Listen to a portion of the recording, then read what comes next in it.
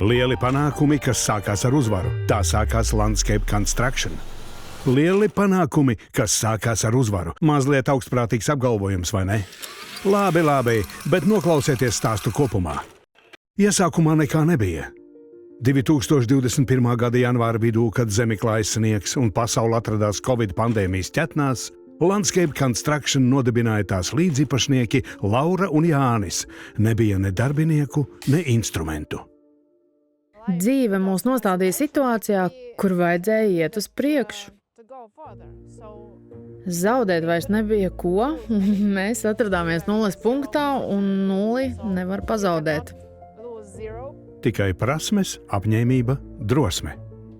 Man ir vairāk kā 20 gadu pieredze ainavu būvniecībā. Tāpēc pārzinu visu, kas notiek objektā. Un tas arī tas, ko es daru uzņēmumā. Ikdienā Jānis vairāk rūpējas par tehnisko pusi. Savukārt mana atbildība ir finanses, attīstības plāni, kā arī tas, lai komanda jūtās labi. Un viņu kontaktu loka nelokāmais atbalsts. Tajā brīdī ļoti daudzi cilvēki mums palīdzēja un pielika plecu, lai mēs vispār varētu sākt. Ar aizlienētiem instrumentiem, formām un draugu busiņu katrs atbalsts kļuva par būtisku ķieģelīti uzņēmuma pirmajos izdzīvošanas mēnešos. Tas bija 2021. gada janvārī, kad ārā bija neatbilstoši laikapstākļi un sniga sniegs. Mēs kopā ar dažiem draugiem faktiski sākām uzņēmumu darbību tieši Mežaparka lielajā estrādē.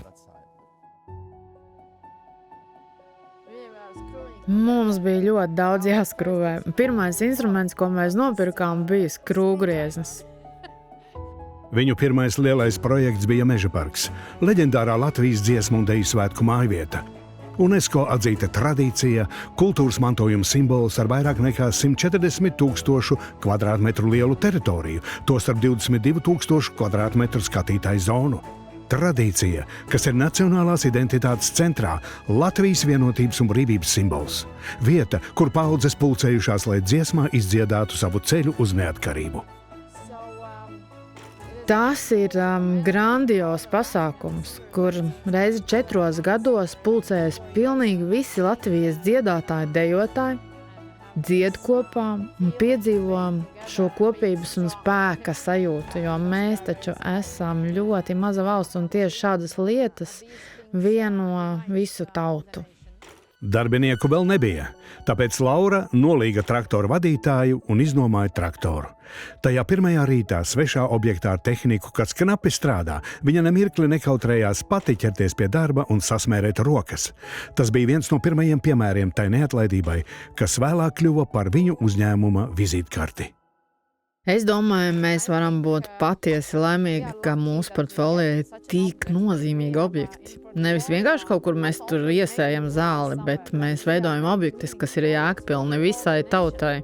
Pirmais gads bija pārbaudījums pilnīgi visās jomās. Abi līdzīpašnieki sev neizmaksāja algu, par prioritāti izvirzot atalgojumu savai mazajai, bet augošajai komandai. Komanda ir pats svarīgākais, kas mums ir. Tas ir mūsu uzņēmuma galvenais kapitāls. Mums ir pieredzējuši darbinieki. Brigāžu vadītājiem ir vairāk nekā 20 gadu pieredze tieši ainavu būvniecībā. Viņi ir strādājuši ļoti specifiskās situācijās.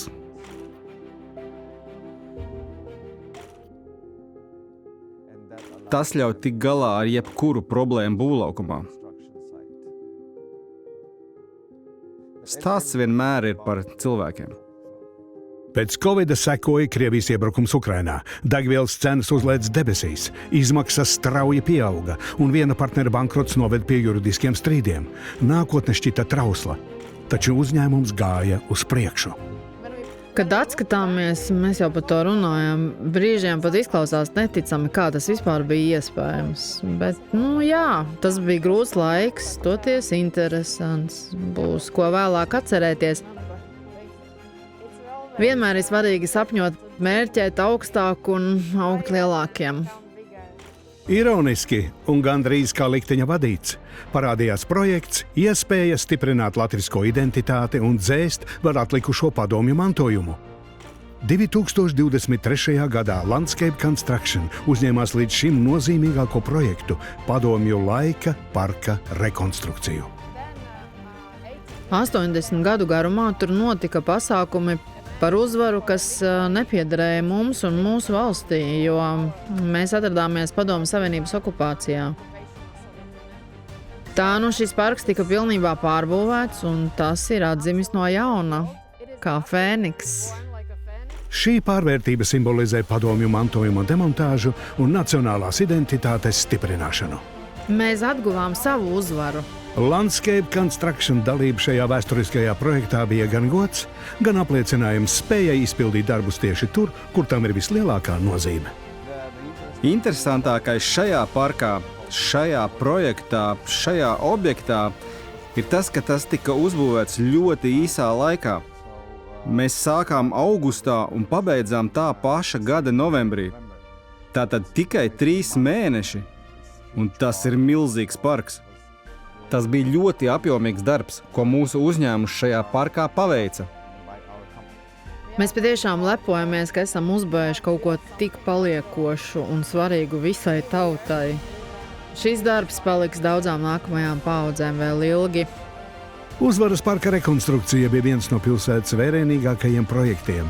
Pilnīga 367,000 kvadrātmetru teritorijas transformācija, ko bija plānots veikt 6 mēnešos. Landscape Construction tā projektēšanai un izbūvei pietika ar 3. Mēs turam savus solījumus. Ja mums darbs ir jāpaveic līdz konkrētam datumam, tad tas ir jāizdara. Jebkurā situācijā. Vai līst, vai sniega, lai notiek kas notikdams. Pat ja es nezinu, pietrūks darbinieku vai vēl kaut kas, mums tiešām tas ir jāizdara.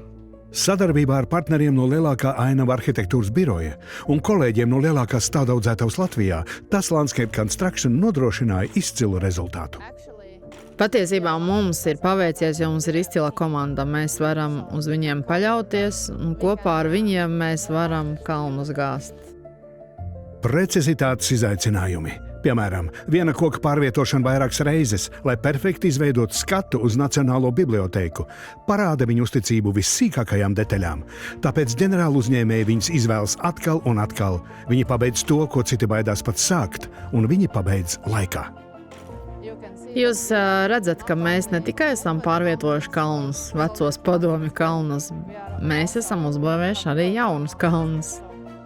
Tā, manuprāt, ir galvenā panākuma atslēga. Jā, tā ir mūsu komanda. Šodien Landscape Construction ir 5 vadošo Latvijas ainavu būvniecības nozares spēlētāju vidū ar valsts mēroga projektiem, kvalitātes un uzticamības reputāciju. Uzņēmums ir kļuvis par drošu partneri vadošajiem ģenerālu uzņēmējiem un pašvaldībām. Mēs vienmēr esam pēdējie būvnieki katrā teritorijā,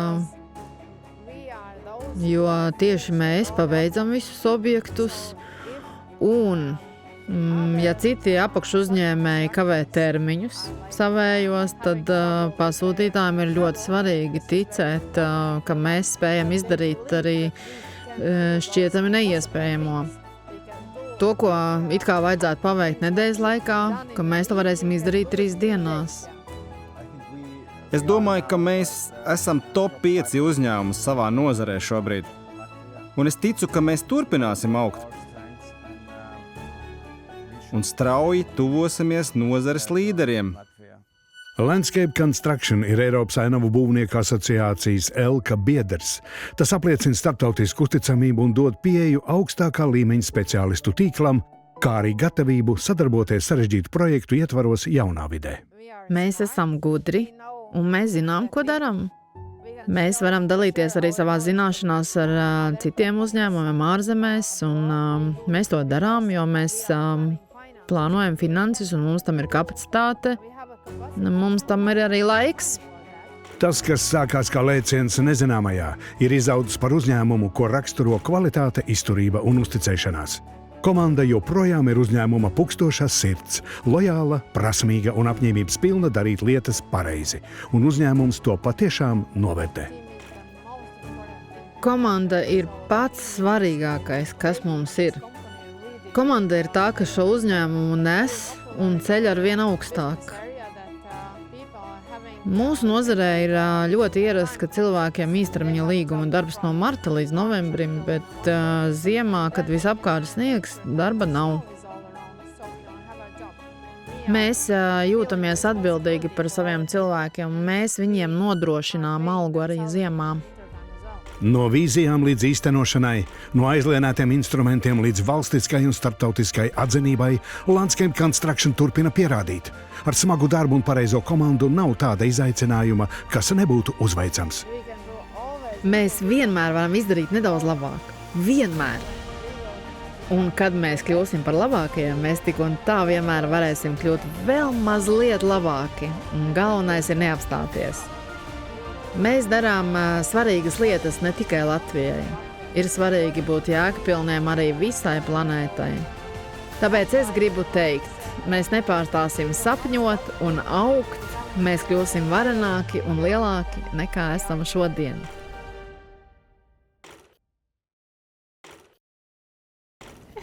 Mēs to paveicām!